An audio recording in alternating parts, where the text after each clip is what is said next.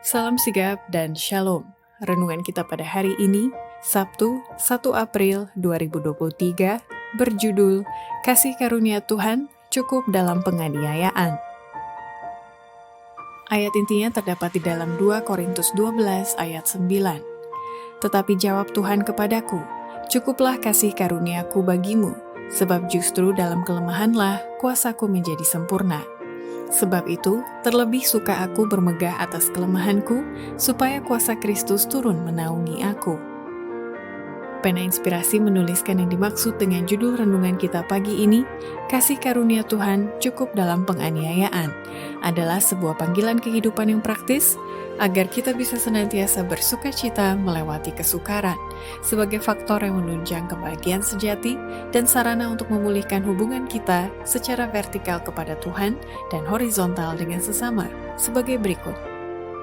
Pertama, kita bisa merasakan kasih karunia Tuhan cukup dalam penganiayaan jika kita melakukan pengorbanan yang sungguh-sungguh dengan segenap hati bagi pelayanan Tuhan. Tuhan menginginkan kita agar menggunakan setiap karunia yang kita miliki, dan jikalau kita melakukannya, kita akan mendapatkan karunia yang lebih besar lagi untuk digunakan. Dia tidak memberkati kita secara ajaib dengan kesanggupan yang kita perlukan, tetapi sementara kita menggunakan apa yang kita miliki, Dia akan bekerja bersama kita untuk menambah dan menguatkan kecakapan kita. Oleh setiap pengorbanan yang sungguh-sungguh dan dengan segenap hati bagi pelayanan Tuhan, kuasa kita akan ditingkatkan.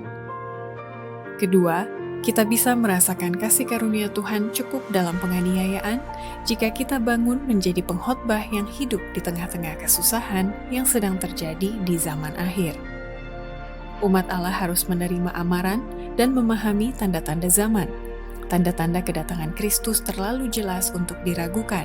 Ditinjau dari segi perkara-perkara ini, setiap orang yang mengaku kebenaran seharusnya menjadi pengkhotbah yang hidup-hidup. Allah memanggil semua orang supaya bangun, apakah para pengkhotbah atau awam.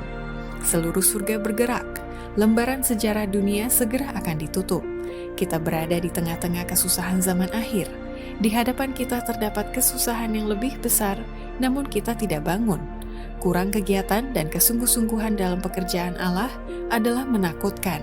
Kelenjar yang membawa maut ini adalah dari setan. Ketiga, kita bisa merasakan kasih karunia Tuhan cukup dalam penganiayaan jika kita tetap bertahan berdiri teguh demi Dia yang adalah Allah dari segala Allah. Waktunya akan tiba apabila umat Allah akan merasakan tangan penganiayaan karena mereka memelihara hari ketujuh yang kudus. Tetapi umat Allah akan berdiri teguh demi Dia.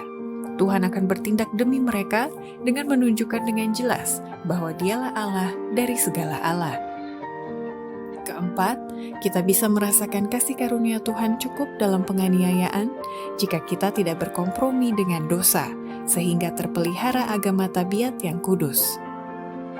Agama yang lazim pada zaman kita sekarang ini bukanlah agama tabiat kudus yang murni yang menandai iman Kristen pada zaman Kristus dan murid-muridnya. Itu disebabkan karena roh berkompromi dengan dosa, karena kebenaran agung firman Allah dianggap berbeda, karena begitu sedikit kesalehan yang vital di dalam gereja, sehingga kekristenan begitu populer dengan dunia ini. Biarlah diadakan kebangunan iman dan kuasa gereja yang mula-mula, dan semangat penganiayaan akan dibangkitkan, dan api penganiayaan akan dinyalakan kembali. Demikianlah renungan kita pada hari ini, kiranya Tuhan memberkati kita semua.